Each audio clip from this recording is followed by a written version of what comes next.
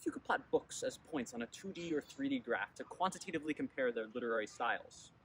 It's possible, folks, through an awesome statistical algorithm known as principal component analysis, or PCA for short. Let's see how this plays out.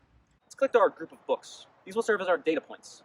Now we have to collect data about them, whether that's adverb sentence length, noun to verb ratio, adverb to adjective ratio, etc., etc. Let's say we have 20 values. That means 20 dimensions in our graph, which we can't visualize. Here's where principal component analysis really comes in handy, though. PCA allows you to shrink the number of dimensions you are working with some known amount of information loss. The core idea of PCA is that you want to project your data onto directions that contain the most variance, and thus information. Now, why is variance informative? Let's say I want to take a cross-sectional picture of these chess pieces. Between these two pictures, the one on the top tells me more since I can pick out the pieces more easily. This is precisely because this visual cross-section maintains more variance in the data. This cross-section can be thought of as a line across the data. If it maximizes the perceived variance, then this line is our first principal component, and we shrink our dimensionality by reprojecting our data onto that principal component. Now, this gets more complicated with higher dimensions, but the same ideas apply. In order to perform PCA with the 20-dimensional book problem, you have to compute a table of values known as a covariance matrix. This table tells you how different variables change with one another. For example, a positive covariance between variables A and B means they have a direct correlation. As A increases, B increases. Meanwhile, if they have a negative covariance, that means as A increases, B decreases.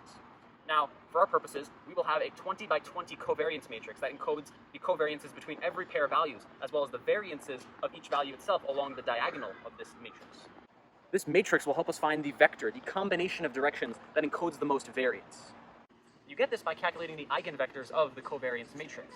Now, what are eigenvectors? Imagine every matrix as a linear transformation of space, such as the transformation between this rock to this rock.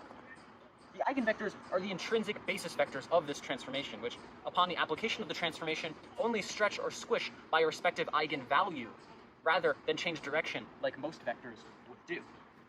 This is powerful because every point in this space can thus be thought of as a combination of eigenvectors. Therefore, it makes sense that the largest eigenvector will have the largest effect on the variance of the data, making it our first principal component.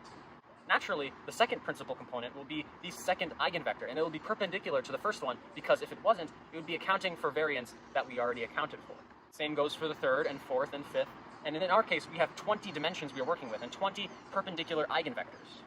For our purposes, we take the three most informative, the biggest, eigenvectors from the covariance matrix and reproject our data onto this new three-dimensional coordinate plane. This is the best three-dimensional cross-section of the 20-dimensional book space. Voila! PCA is not only mathematically elegant, but it's insanely useful.